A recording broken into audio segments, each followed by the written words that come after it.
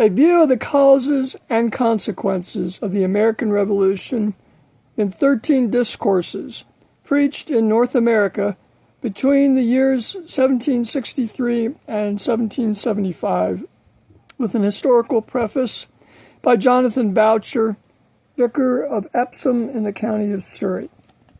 London. To George Washington, Esquire of Mount Vernon, in Fairfax County, Virginia. Sir, in prefixing your name to a work avowedly hostile to that revolution in which you bore a distinguished part, I am not conscious that I deserve to be charged with inconsistency. I do not address myself to the general of a conventional army, but to the late dignified President of the United States, the friend of rational and sober freedom.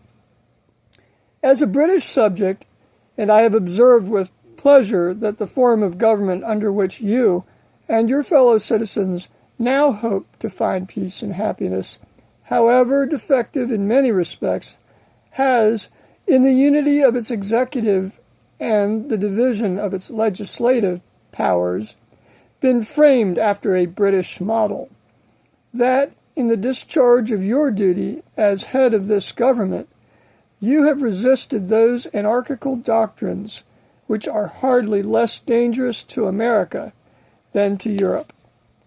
It is not more an eulogium on the wisdom of our forefathers than honorable to your individual wisdom and integrity. As a minister of religion, I am equally bound to tender you my respect for having, in your valedictory address to your countrymen, asserted your opinion that, quote, the only firm supports of political prosperity are religion and morality, and that, quote, morality can be maintained only by religion, end quote.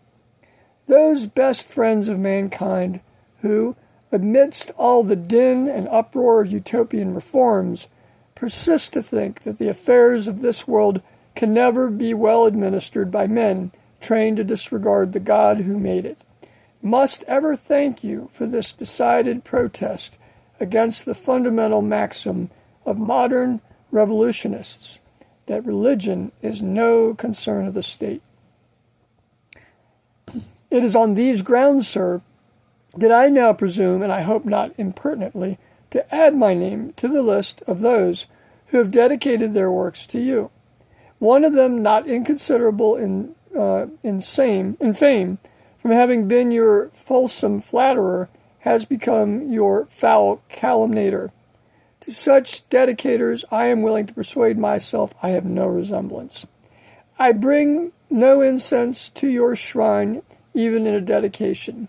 Having never paid court to you whilst you shone in an exalted station, I am not so weak as to steer my little bark across the Atlantic in search of patronage and preferment, or so vain as to imagine that now, in the evening of my life, I may yet be warmed by your setting sun.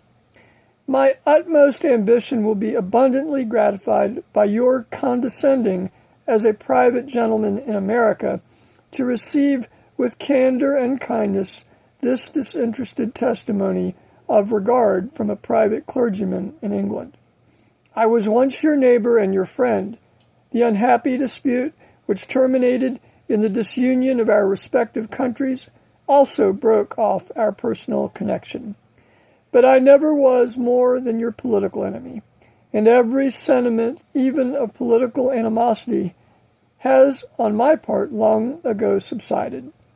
Permit me, then, to hope that this tender of renewed amity between us may be received and regarded as giving some promise of that perfect reconciliation between our two countries, which it is the sincere aim of this publication to promote. If on this topic there be another wish still nearer to my heart, it is that you would not think it beneath you to cooperate with so humble an effort to produce that reconciliation. You have shown great prudence, and, in my estimation, still greater patriotism in resolving to terminate your days in retirement. To become, however, even at Mount Vernon, a mere private man, by divesting yourself of all public influence, is not in your power. I hope it is not your wish. Unencumbered with the distracting cares of public life, you may now, by the force of a still powerful example, gradually train the people around you to a love of order and subordination, and above all, to a love of peace. That you possessed talents eminently well adapted for the high post you lately held, friends and foes have concurred in testifying. Be it my pleasing task thus publicly to declare that you carry back to your paternal fields virtues equally calculated to bloom in the shade. To resemble Cincinnatus is but small praise. Be it yours, sir, to enjoy the calm repose and holy serenity of a Christian hero. And may the Lord bless your latter end more than your beginning. I have the honor to be, sir, your very sincere friend and most obedient, humble servant, Jonathan Boucher.